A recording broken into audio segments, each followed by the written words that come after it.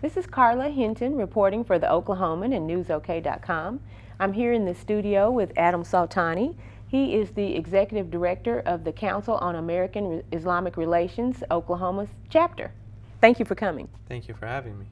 Well, we were going to talk a little bit about the Oklahoma Muslim community in the aftermath of the Paris terrorist attacks. I wanted to ask you specifically, Mr. Soltani, what is the Oklahoma Muslim community thinking now, or what are the thoughts, what are their reactions now? I understand there has been what many would consider a backlash against the Muslim community. Yeah. Well, first and foremost, when it comes to incidents such as this, we immediately condemn such actions.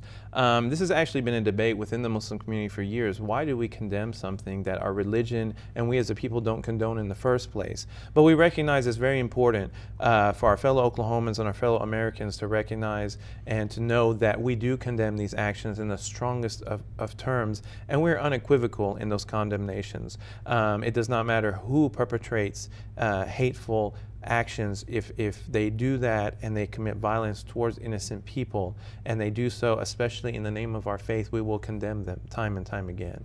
And unfortunately, in the wake of this incident, and with the combination of a lot of the hateful political rhetoric that we've seen in the recent weeks and months from some front runners for the candidacy of President of the United States, we have seen backlash against the Muslim community. We get the usual hate calls, hate emails, sometimes death threats. And I think the scariest thing was 2 nights after what happened in Paris, there was a man in Norman that called 911 and said he was going to go outside and kill or shoot anything that looked to be Muslim because of what happened in France. And it's very sad and tragic that the actions of terrorists and extremists that we condemn and we do not have any relationship with will cause people to propagate hatred and animosity towards Muslims here in Oklahoma.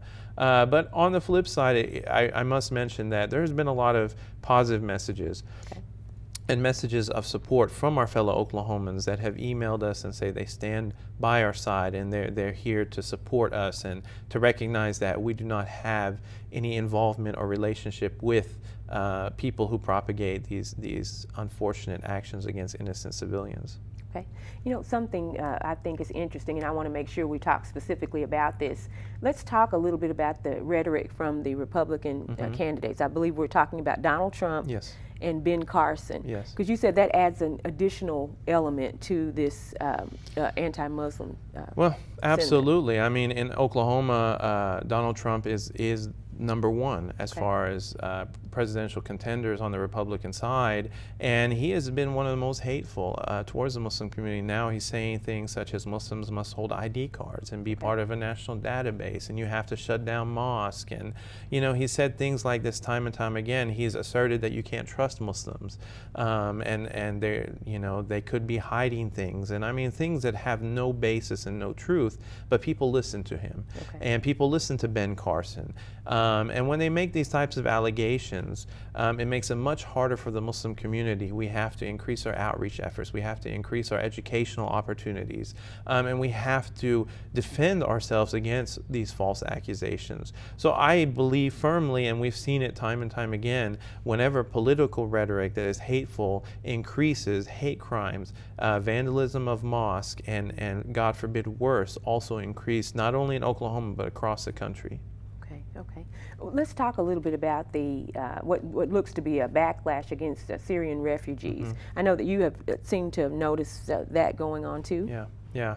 Unfortunately, in the wake of what happened in Paris, some of our governors across the country and other political candidates for the presidency, as well as other elected officials, have taken this as an opportunity to use it almost as a political football and to use it to gain some political ground, so to say. And they have accused or said that if we allow Syrian refugees in, we will be allowing ISIS to infiltrate our country. And that is very unfortunate, because the Syrian refugees, they're running away from violence. They're running away from a war zone, from a country that's been in conflict. Half of the original population of Syria, 11 million people, are refugees at this time, and according to the United Nations, they are the largest refugee population in the world. And we owe it to them to embrace them and to welcome them into our country, as we have with refugees over the years. There is nothing to substantiate any claims that Syrian refugees would be a threat to our country. According to The Economist, over 750,000 refugees have entered our country since 9/11, and not a single one has been charged with domestic terrorism. So we have very stringent check process to make sure that these people go through security checks and they're vetted and they should be allowed to enter our country. It's unfortunate that politicians have used this as an opportunity to further demonize a population of people that we should really be opening our arms to.